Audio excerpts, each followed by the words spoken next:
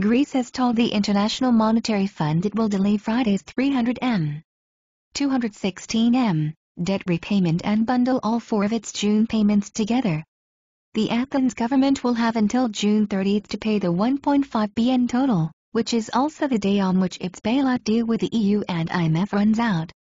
Prime Minister Alexis Tsipras is trying to reach a deal to unlock final bailout funds before Greece runs out of money. But Greece's creditors say differences remain between the two sides.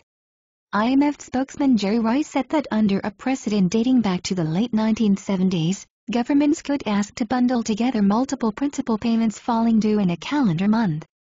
To address the administrative difficulty of making multiple payments in a short period. The last country to bundle together payments to the IMF was Zambia in the mid-1980s. Mr. Tsipras said after talks in Brussels in the early hours of Thursday that an agreement with Greece's international creditors was in sight. However, the head of the Eurozone's finance ministers Gerry Rice, who was involved in the negotiations, said later the gap was still quite large. High-level talks were expected to resume on Friday, although Mr. Tsipras was due to brief the Greek parliament rather than return to Brussels. Inside, Mr. Tsipras rejected elements of proposals put forward by his country's international creditors in talks with Mr. Dijsselbloem and European Commission Chief Jean-Claude Juncker.